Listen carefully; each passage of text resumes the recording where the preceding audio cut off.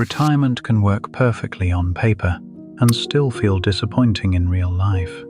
The bills are covered, but Tuesday is empty. Spending money feels dangerous. The people you used to see every day slowly disappear. The retirees who enjoy this stage most tend to solve three things: money, time, and people. Money gives the freedom. Time determines whether that freedom is used. People determine whether it feels worth having. Here are 7 pieces of retirement advice built around those 3 parts. The first 2 calm the money. The next 3 protect the good years. The final 2 keep retirement from becoming smaller as the years pass. And the 7th is the lesson many people understand only after the original plan stops fitting. First, know the difference between the cost of surviving and the cost of enjoying retirement. Most budgets are good at listing the mortgage, groceries, insurance, utilities, and medication. That tells you what the household must pay. It does not tell you what makes retirement feel like a life rather than a long period of bill management. Add the things you actually hope to do: a weekly lunch with friends, a gym membership, a few trips each year, gifts for grandchildren, gardening, golf, woodworking, classes, concerts, or whatever belongs in your version of retirement. Then separate the budget into 2 numbers. The first is the floor, what keeps the household safe. The second is the enjoyable life, what keeps the years from becoming grey and repetitive. This matters because a retirement plan can protect every essential bill and still leave the person feeling as though they are not allowed to use the freedom they spent decades building. You need enough for the floor. You also need a reason to want the years above it. 2 households can retire with the same portfolio and feel completely different. One needs nearly every dollar for fixed bills. The other has room for dinner out, a trip, and a surprise repair. The account balance is the same. The freedom is not. The second piece of advice is to make the floor boring and reliable.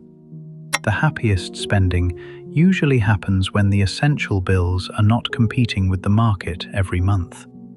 Social security, a pension, cash reserves, and conservative withdrawals can each support part of that floor. The exact mix will differ, but the purpose is the same.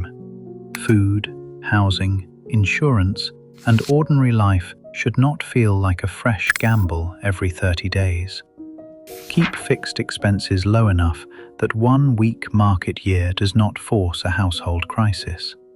Keep cash available for the roof, the car, the deductible, and the appliance that waits until retirement to make a dramatic exit.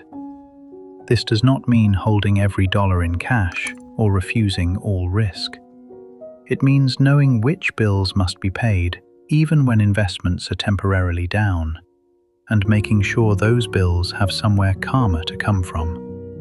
A secure floor changes the emotional meaning of the rest of the money. It becomes easier to travel, help family, or enjoy a hobby when every purchase does not feel like it might threaten groceries at age 90. A simple way to organize this is with 3 pools. One pays ordinary monthly life. One handles replacements and emergencies. One pays for enjoyment. The labels matter less than the separation. A vacation should not be competing with the next furnace, and the furnace should not be hiding inside the grocery budget. The third piece of advice sounds simple, but lifelong savers often struggle with it. Learn to spend from the plan. Saving is a habit built through repetition. Every paycheck, money goes in. The account balance rises. Success is visible. Retirement reverses the direction, and suddenly a withdrawal can feel like failure even when the withdrawal is exactly what the plan was designed to support. One solution is to create a separate annual amount for enjoyment.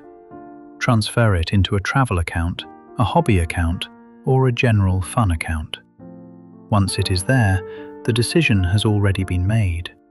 The household is not debating its entire retirement every time it books a hotel or replaces an old bicycle. Guardrails still matter. Spending should fit the plan, and large decisions deserve another look after major market changes. But refusing to use any money can become its own kind of planning failure. Money is not only there to survive the future, some of it is there to improve the present. If spending still feels wrong, decide the amount once instead of reopening the argument every week. Set a quarterly or annual limit, review it with the larger plan, then use it. Permission works better when it has a number. The fourth piece of advice is to use the healthy years on purpose. Retirement is often treated as one long block of identical time. It is not. The first years may include more energy, easier travel, stronger balance, fewer medical appointments, and more willingness to try something unfamiliar. Later years may still be rich and satisfying, but they may not offer the same range of choices. That does not mean spending recklessly during the first 5 years. It means placing the most physically demanding and personally important experiences earlier, instead of assuming they can always be moved to later. Take the long trip while airports are merely annoying instead of impossible. Hike the trail while the knees agree. Visit the distant family member before the journey requires military planning. Start the project that needs stamina. A portfolio can carry unused money forward. A healthy year cannot be rolled over. Front-loading life does not mean booking every dream at once. Rank the experiences by health, timing, and meaning. The trip that requires long flights may belong before the quiet cabin weekend. The family reunion may matter more than the luxury upgrade.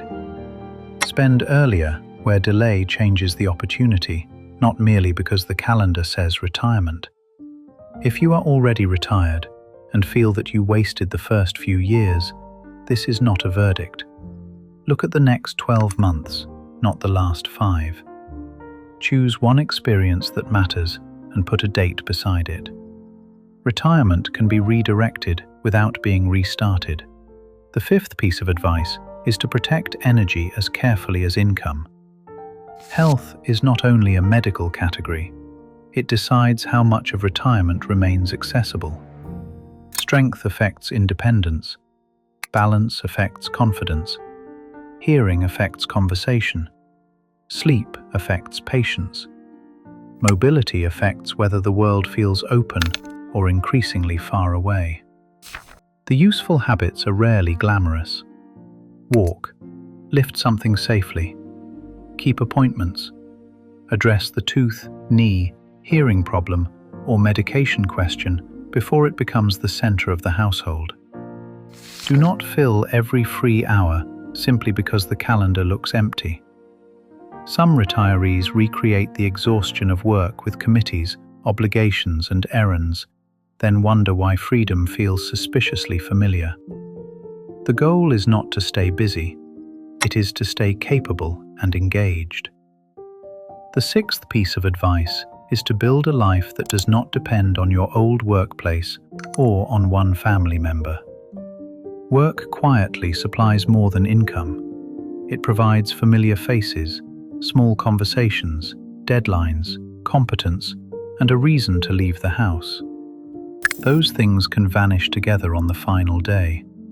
A spouse cannot be expected to become your entire social calendar. Adult children have jobs, families, and lives of their own. Grandchildren are wonderful, but they are not a weekly retirement structure. Couples also need some separate territory. One person may want a full calendar, while the other wants quiet mornings. Retirement improves when neither spouse is forced to become the other person's hobby, travel agent, and source of purpose.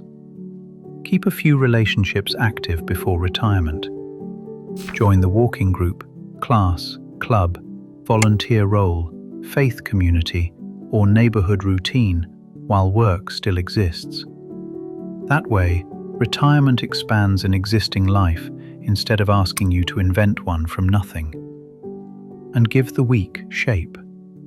Not every hour, just enough anchors that Monday and Thursday feel different. Exercise on certain mornings. See someone regularly. Keep one project moving.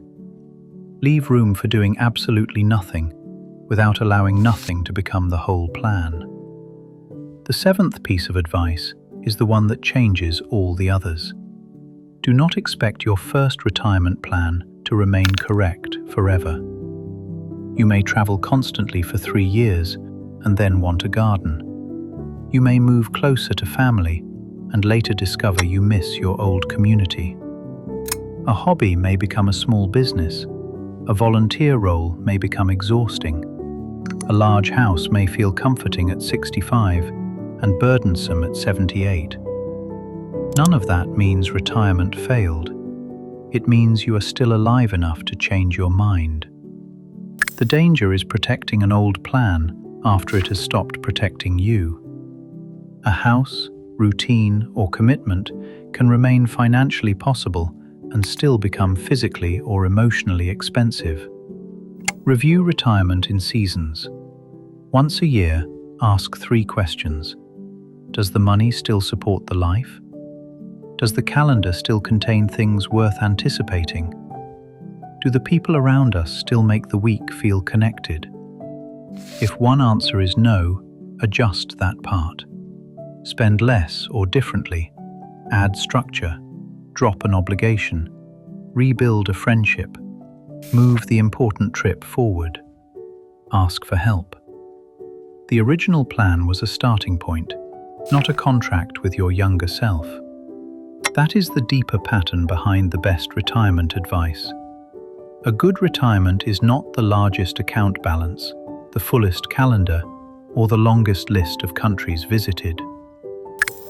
It is enough financial stability to use money without panic, enough intention to use time before it disappears, and enough connection that freedom does not turn into isolation. This week, take one sheet of paper and divide it into 3 columns: money, time, and people. Under money, write the monthly floor and the amount available for enjoyment. Under time, write one experience you do not want to postpone.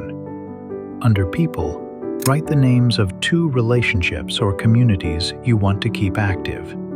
That page will tell you more about the quality of your retirement than another hour spent staring at a total portfolio balance.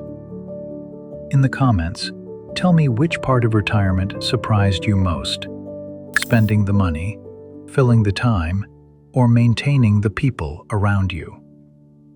Retirement is not one long vacation. Done well, it is something better, a life that finally belongs to you.